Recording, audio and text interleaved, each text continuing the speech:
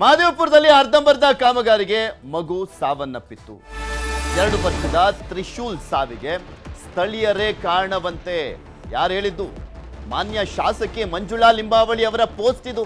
ಆ ಕ್ಷೇತ್ರದ ಜವಾಬ್ದಾರಿಯುತ ಶಾಸಕ ಜನಪ್ರತಿನಿಧಿ ಯಾರ ಮೇಲೆ ಗೂಬೆ ಕೂರಿಸ್ತಾ ಇದ್ದಾರೆ? ಜನರ ಮೇಲೆ ಗೂಬೆ ಕೂರಿಸೋದ್ರತ್ರ. ಕಾಮಗಾರಿಗೆ ಸ್ಥಳೀಯರೇ ಅಡ್ಡಿಪಡಿಸಿದ್ದಾರೆ ಅಂತ ಪೋಸ್ಟ್. ಮಾರ್ತಹಳ್ಳಿಯಲ್ಲಿ ಅಧಿಕಾರಿಗಳ ಜೊತೆ ನಿನ್ನೆ ಸಭೆಯನ್ನ ಮಾಡಿದ್ರು. ಸಭೆ ಬಳಿಕ ತನ್ನ FB ಖಾತೆಯಲ್ಲಿ ಅಧಿಕೃತವಾಗಿ ಪೋಸ್ಟ್ ಅನ್ನ ಹಾಕಿದ್ದಾರೆ. ಸ್ಥಳಕ್ಕೆ ಭೇಟಿ ನೀಡದೆ ಜನರನ್ನ ಮಾತನಾಡಿಸದೆ ಪೋಸ್ಟ್.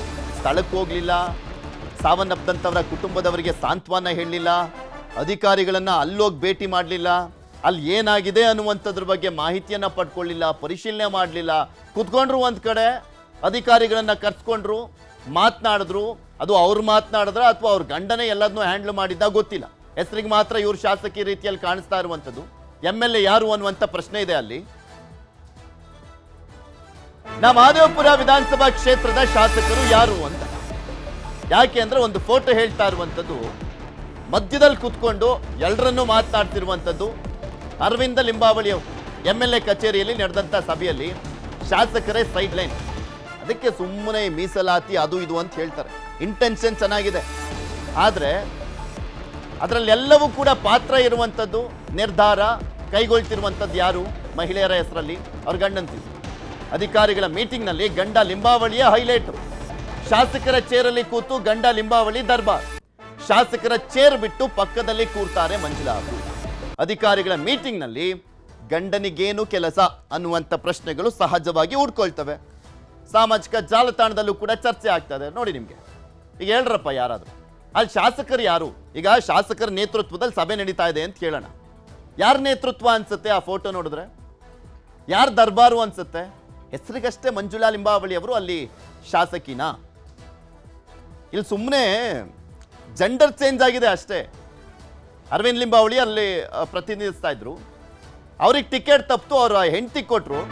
ಹೆಸರಿಗಷ್ಟೇ ಅವ್ರ ಹೆಂಡತಿ MLAನಾ? ಮಹದೇವಪುರದ ಹಳೆ ಹಳ್ಳಿಯಲ್ಲಿ ಮುಗಿಯದ ರಸ್ತೆ ಸಮಸ್ಯೆ. ಮತ್ತೊಂದು ಕಡೆ ನೋಡಿದಾದ್ರೆ ಸ್ಥಳಕ್ಕೆ ಶಾಸಕಿ ಮಂಜುಳಾ ಲಿಂಬಾವಳಿ ಬರಬೇಕು ಅಂತ ಪಟ್ಟನ್ನ ಹಿಡಿದಿದ್ದಾರೆ ಜನ. ಇಂಥ ಪರಿಸ್ಥಿತಿ ಇದೆ ನೋಡಿ.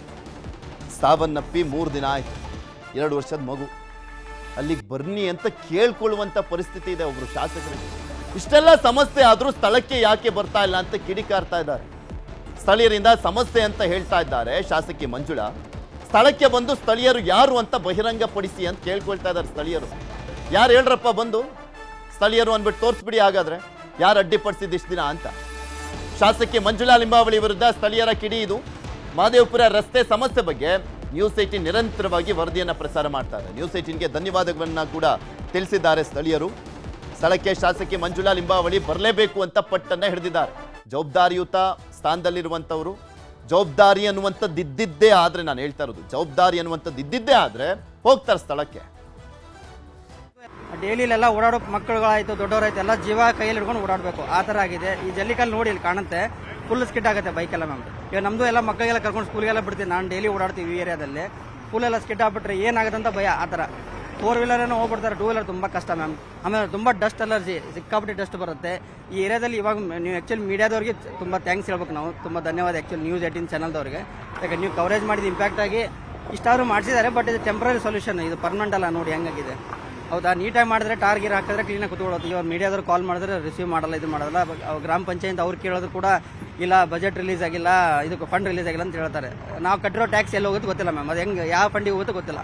ಒಟ್ಟಿನಲ್ಲಿ ಕೆಲಸ ಅಂತೂ ಆಗ್ತಾ ಇಲ್ಲ ಮೇಡಮ್. ನಮ್ಗೆ 4 ದಾರಿ ಇದೆ ಈ ಊರಿಗೆ ಬರೋದಕ್ಕೆ. 4 ದಾರಿನೂ ಸರಿ ಇಲ್ಲ. ನಮ್ಗೆ ಯಾವುದೇ ರೋಡ್ ಸರಿ ಇಲ್ಲ. ಇದ್ರ ಬಗ್ಗೆ ಹೋಗಿ ಪ್ರಶ್ನೆ ಮಾಡಿದ್ರು ನಮ್ಗೆ ಯಾರು ಸ್ಪಂದಿಸ್ತಿಲ್ಲ. ಈ ಇಶ್ಯೂ ಬಗ್ಗೆ ನನಗೆ ಗೊತ್ತಿಲ್ಲ ಅಂತ ಹೇಳ್ಬಿಟ್ಟು ಸ್ವತಃ ನಮ್ಮ MLA ಮಂಜುಳಾ ಅರವಿಂದ್ ಲಿಂಬಾವಳಿ ಬಂದು ಇದೆಲ್ಲಾನು ನೋಡಿ ಹೋಗಿದ್ದಾರೆ. ಶಂಕುಸ್ಥಾಪನೆ ಸಹ ಅವರೇ ಮಾಡಿ ಹೋಗಿದ್ದಾರೆ. ಆದ್ರೆ ಇವಾಗ ಅವ್ರಿಗೆ ಗೊತ್ತಿಲ್ಲ ಅಂತ ಹೇಳ್ತಿರೋದಕ್ಕೆ ರೀಸನ್ ಅವ್ರ ಕಡೆಯಿಂದ ನಾವ್ ಎಕ್ಸ್ಪೆಕ್ಟ್ ಮಾಡ್ತಿದೀವಿ. ನಮ್ಗೆ ನ್ಯಾಯ ಬೇಕು ಅಂತ ಕೇಳ್ಕೊಂಡು ಸುಮ್ಮನೆ ನಾವು ಕೇಳ್ತಿದೀವಿ. ಸೊ ನಮ್ಗೆ ಪಾಲಿಟಿಕ್ಸ್ ಬೇಡ. ನಮ್ಗೆ ಬೇಸಿಕ್ ನೀಡ್ಸ್ ಏನಿದೆ ಅದ್ ಕೊಡಕ್ ಹೇಳಿ. MLA ಅವ್ರು ಬರ್ಬೇಕು, ಇಲ್ಲೆಲ್ಲ ಸಮೀಕ್ಷೆ ಮಾಡ್ಬೇಕು, ಏನ್ ನಡೀತಿದೆ ನೋಡಿ, ಅದಕ್ಕೆ ಸೂಕ್ತ ಪರಿಹಾರ. ನಮ್ಗೆ ಟೆಂಪ್ರರಿ ಸೊಲ್ಯೂಷನ್ಸ್ ಬೇಕಿಲ್ಲ, ನಮ್ಗೆ ಪರ್ಮನೆಂಟ್ ಸೊಲ್ಯೂಷನ್. ಇದೆಲ್ಲ ಆಗಿರೋದು ಜಸ್ಟ್ ಟೆಂಪ್ರರಿ ಅಷ್ಟೇ. ಒಂದ್ಸಲ ಮಳೆ ಬಂತು ಅಂದ್ರೆ ಎಲ್ಲ ಹೊಡ್ಕೊಂಡು ಹೋಗುತ್ತೆ, ಮತ್ತೆ ಇದ್ದಿದ್ದು ಕಷ್ಟ ಆಗುತ್ತೆ ನಮ್ಗೆ ಟ್ರಾವೆಲ್ ಮಾಡೋದಿಕ್ಕೆ. ನ್ಯೂಸ್ ಅಲ್ಲಿ ನೋಡಿದೆ, ಜಿಬೆ ಇದು ಕಾಂಟ್ರಾಕ್ಟ್ ಬೆಂಗಳೂರಿನಲ್ಲಿ ಇರುವಂಥ ಸಮಸ್ಯೆ, ಅದು ರಸ್ತೆ ಗುಂಡಿಯ ವಿಚಾರಕ್ಕೆ ಸಂಬಂಧಪಟ್ಟಂತೆ ಮಹದೇವಪುರ ಕ್ಷೇತ್ರದಲ್ಲಿ ಇರುವಂಥದ್ರ ಬಗ್ಗೆ ತೋರಿಸ್ತಾ ಇದ್ವಿ. ಇದೇ ವಿಚಾರಕ್ಕೆ ಸಂಬಂಧಪಟ್ಟಂತೆ ಇನ್ನಷ್ಟು ಡೀಟೇಲ್ಸ್ನ ಪಡ್ಕೊಳ್ತಾ ಹೋಗೋಣ. ನಮ್ಮ ಪ್ರತಿನಿಧಿ ಪ್ರಗತಿ ನಮ್ಮ ಜೊತೆ ನೇರ ಸಂಪರ್ಕದಲ್ಲಿದ್ದಾರೆ. ಪ್ರಗತಿ, ಎಂಥ ವಿಪರ್ಯಾಸ ಮಹದೇವಪುರ ಕ್ಷೇತ್ರದ ಸ್ಥಳೀಯರದ್ದು ಅಂತ ಬಂದು ಕೇಳ್ಕೋಬೇಕಲ್ರಿ ಅವರು. ಬನ್ನಿ ನೋಡಿ ಏನಿದೆ ಸಮಸ್ಯೆ ಹೇಳಿ, ಸ್ಥಳೀಯರು ಅಂತ ಹೇಳ್ತಾ ಇದ್ದೀರಲ್ಲ, ಆರೋಪ ಮಾಡ್ತಾ ಇದ್ದೀರಲ್ಲ, ಯಾರು ಅಂತ ಹೇಳಿ ಅಂತ ಕೇಳ್ಕೊಳ್ತಾ ಇದ್ದಾರೆ. ಅಲ್ಲಿ ಆದಂಥ ಘಟನೆ ಅಂದರೆ ಸಾವನ್ನಪ್ಪಂಥ ಸಂದರ್ಭದಲ್ಲಿ ಬರಲಿಲ್ಲ, ಅಲ್ಲಿ ಏನಾಗಿದೆ ಅನ್ನುವಂಥದ್ದನ್ನ ಪರಿಶೀಲನೆ ಮಾಡಲಿಲ್ಲ. ಇಂಥವ್ರು ಇದೇನು ಪ್ರಯೋಜನ ಅಂತ ಜನಪ್ರತಿನಿಧಿಗಳು. ಪೃಥ್ವಿ, ಇದೇ ಪ್ರಶ್ನೆಯನ್ನ ಜನರು ಕೂಡ ಕೇಳ್ತಾ ಇದ್ದಾರೆ. ಅಂದ್ರೆ ಮತದಾರರು ಮತ ಹಾಕಿ ಗೆಲ್ಲಿಸಿರುವಂತದ್ದು, ಜನರ ಸಮಸ್ಯೆಗೆ ಸ್ಪಂದಿಸ್ತಾರೆ, ಏನಾದ್ರೂ ಪ್ರಾಬ್ಲಮ್ ಆದಾಗ ಅವರಿಗೆ ಬಂದು ಕೊನೆ ಪಕ್ಷ ಒಂದು ಮಾರಲ್ ಸಪೋರ್ಟ್ ಆದ್ರೂ ಕೊಡ್ತಾರೆ ಅಂತ. ಆದ್ರೆ ಇಲ್ಲಿ ಶಾಸಕಿ ಅಡ್ರೆಸ್ಸಿಗೆ ಇಲ್ಲ. ಆ ಕ್ಷೇತ್ರದಲ್ಲಿ ಸಾಲು ಸಾವಾಗ್ತಾ ಇದೆ. ಅಂದ್ರೆ ಕಳೆದ ಫೆಬ್ರವರಿ 15ರಂದು ತ್ರಿಶೂಲ್ ಅನ್ನುವಂತಹ ಮಗು ಸಾವನ್ನಪ್ಪಿದೆ. ಅದರ ಹಿಂದೆ 4 ದಿನದ ಹಿಂದೆ ಒಬ್ರು ಮಹಿಳೆ ಸಾವನ್ನಪ್ಪಿದ್ದಾರೆ. ಲಾಸ್ಟ್ 1 year ಇಂದ CCTV ಫುಟೇಜ್ ಅನ್ನ ನೋಡಿದ್ರೆ ಆ ರಸ್ತೆಯಲ್ಲಿ ಬೀಳ್ತಾನೆ ಇದ್ದಾರೆ, ಪಕ್ಕದ ರಸ್ತೆಯಲ್ಲಿ ಬೀಳ್ತಾ ಇದ್ದಾರೆ, ಕಾಲ್ ಮುರ್ಕೋತಾ ಇದ್ದಾರೆ, ಕೈ ಮುರ್ಕೋತಾ ಇದ್ದಾರೆ. ಇಷ್ಟೆಲ್ಲ ಆದ್ರೂ ಕೂಡ ಮಹದೇವಪುರ ವಿಧಾನಸಭಾ ಕ್ಷೇತ್ರದಲ್ಲಿ ಅತಿ ಹೆಚ್ಚು ತೆರಿಗೆಯನ್ನ ಕಟ್ಟುವಂತಹ ಕ್ಷೇತ್ರದ ಶಾಸಕಿ ಮಾತ್ರ ಜನರ ಸಮಸ್ಯೆಯನ್ನ ಏನು ಅಂತ ಕೇಳ್ತಾ ಇಲ್ಲ. ಜೊತೆಗೆ ಕೊನೆ ಪಕ್ಷ ಸ್ಥಳಕ್ಕೆ ಕೂಡ ವಿಸಿಟ್ ಮಾಡ್ತಾ ಇಲ್ಲ. ಅಲ್ಲಿನ ಜನ ನೇರವಾಗಿ News18 ಮೂಲಕವೇ ಕೇಳಿದ್ರು. ನೀವೊಂದು ಫೇಸ್ಬುಕ್ ಅಲ್ಲಿ ಪೋಸ್ಟ್ ಮಾಡಿದ್ದೀರಿ, ಅಂದ್ರೆ ಕಳೆದ ತ್ರಿಶೂಲ್ ಸಾವಿಗೆ ಅಲ್ಲಿನ ಸ್ಥಳೀಯರು ಕಾರಣ ಅಂತ ಏನ್ ಹೇಳಿದಿರಿ, ಆ ಸ್ಥಳೀಯರು ಯಾರು ಅನ್ನೋದನ್ನ ಬಹಿರಂಗಪಡಿಸಿ, ಯಾರಿಂದ ಸಮಸ್ಯೆ ಆಗ್ತಾ ಇದೆ, ಏನ್ ಸಮಸ್ಯೆ ಆಗ್ತಾ ಇದೆ, ನಿಮ್ದೇನ್ ಪ್ರಾಬ್ಲಮ್, ಅದನ್ನ ಕೊನೆ ಪಕ್ಷ ಆ ಸ್ಥಳಕ್ಕೆ ಬಂದು ಜನಕ್ಕೆ ಭೇಟಿ ಮಾಡಿ ಅದನ್ನ ಹೇಳಿ ಅಲ್ಲ ಅನ್ನುವಂತಹ ಮಾತನ್ನ ಅಲ್ಲಿನ ಜನ ಹೇಳ್ತಾ ಇದ್ದಾರೆ. ಆದ್ರೆ ಯಾವುದಕ್ಕೂ ಕೂಡ ಕ್ಷೇತ್ರದ ಶಾಸಕಿ ಕಡೆಯಿಂದ ಸ್ಪಂದನೆ ಸಿಗ್ತಾ ಇಲ್ಲ. ನಿನ್ನೆಯಿಂದ News18 ಅವರನ್ನ ನಿರಂತರವಾದಂತಹ ಪ್ರಯತ್ನ, ಅವರನ್ನ ಸಂಪರ್ಕ ಮಾಡುವಂತಹ ಸತತ ಪ್ರಯತ್ನವನ್ನ ಮಾಡಿದ್ರು ಕೂಡ ಆ ಕಡೆಯಿಂದ ನೋ ರೆಸ್ಪಾನ್ಸ್. ಮಾಧ್ಯಮದವರಿಗೆ ಸಿಗದಂತಹ ಕ್ಷೇತ್ರದ ಶಾಸಕಿ ಜನರಿಗೆ ಸಿಗುವಂತಹ ಸಾಧ್ಯತೆ ಬಹಳ ವಿರಳ ಅಂತ ಹೇಳ್ಬೋದು ಪೃಥ್ವಿ. ಕೊನೆ ಪಕ್ಷ ಇನ್ಮೇಲಾದ್ರೂ ಆ ಜಾಗಕ್ಕೆ ಹೋಗಿ ಜನರ ಸಮಸ್ಯೆ ಏನು ಅನ್ನೋದನ್ನ ಆಲಿಸಿ ಅವ್ರಿಗೊಂದು ಪರಿಹಾರ, ಕೊನೆ ಪಕ್ಷ ತಾತ್ಕಾಲಿಕ ಅಲ್ಲ, ಒಂದು ಪರ್ಮನೆಂಟ್ ಪರಿಹಾರವನ್ನ ಕೊಡುವಂತಹ ಅವಶ್ಯಕತೆ ಇರುವಂತದ್ದು ಪೃಥ್ವಿ. ಓಕೆ, ಧನ್ಯವಾದ ಪ್ರಗತಿ ನಿಮ್ಮೆಲ್ಲ ಮಾಹಿತಿಗಾಗಿ. ಬೆಂಗಳೂರಿನಲ್ಲಿ ಮತ್ತೆ ಕಸದ ಸಮಸ್ಯೆ ಶುರುವಾಗುತ್ತಾ? ಡಂಪಿಂಗ್ ಯಾರ್ಡ್ಗಳಲ್ಲಿ ಕಸದ ಲಾರಿಗಳಿಗೆ ದಿಗ್ಬಂಧನವನ್ನ ಹಾಕಲಾಗಿದೆ. ಬೆಂಗಳೂರಿನಲ್ಲಿ ಹಿಂದೆ ಬಿಜೆಪಿ ಸರ್ಕಾರ ಇದ್ದಂಥ ಸಂದರ್ಭದಲ್ಲಿ ಸಾಕಷ್ಟು ಕಡೆ ಕಸ ಕಂಡಾಗ ಗಾರ್ಬೇಜ್ ಸಿಟಿ ಆಗೋಗ್ಬಿಟ್ಟಿತ್ತು. ಅವಾಗ ಹೋರಾಟ ಮಾಡಿದಂಥವ್ರು ಯಾರಪ್ಪ, ಮಾತನಾಡಿದಂಥವ್ರು ಯಾರು, ಸಾಮಾಜಿಕ ಜಾಲತಾಣದಲ್ಲಿ ಅಬ್ಬರಿಸಿದ್ಯಾರು ಅಂದರೆ ಇದೇ ಕಾಂಗ್ರೆಸ್ನ ನಾಯಕರುಗಳು. ಈಗ ನಿಮ್ಮ ಸರ್ಕಾರ ಇದ್ದಾಗ ಏನಾಗ್ತಾ ಇದೆ ಅಂತ, ಯಾರ್ಡ್ಗಳಲ್ಲಿ ಕಸದ ಲಾರಿಗಳಿಗೆ ದಿಗ್ಬಂಧನವನ್ನು ಹಾಕಲಾಗಿದೆ. ಮಿಟ್ಟಗಾನಹಳ್ಳಿ, ಬೆಳ್ಳಹಳ್ಳಿಯಲ್ಲಿ ನಿಂತಿದೆ 100 ಲಾರಿಗಳು. ಗ್ರಾಮ ಅಭಿವೃದ್ಧಿಗೆ ಹಣ ಬಿಡುಗಡೆ ಮಾಡಿದಂಥ ಹಿನ್ನೆಲೆಯಲ್ಲಿ ಬೆಳ್ಳಹಳ್ಳಿ ಡಂಪಿಂಗ್ ಯಾರ್ಡ್ಗೆ ಕಸ ವಿಲೇವಾರಿ ಸ್ಥಗಿತ ಮಾಡಲಾಗಿದೆ. ಸಾಲುಗಟ್ಟಿ ನಿಂತಿರುವಂಥದ್ದು 180ಕ್ಕೂ ಹೆಚ್ಚು ಕಸದ ಲಾರಿಗಳು.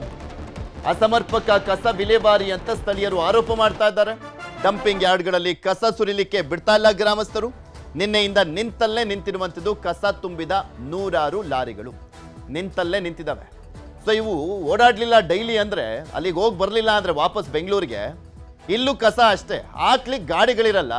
ಸೊ ಎಲ್ಲಿರುತ್ತೋ ಕಸ ಅಲ್ಲೇ ಇರುತ್ತೆ. ಮತ್ತೆ ಗಾರ್ಬೇಜ್ ಸಿಟಿ ಆಗುವತ್ತ ಬೆಂಗಳೂರು.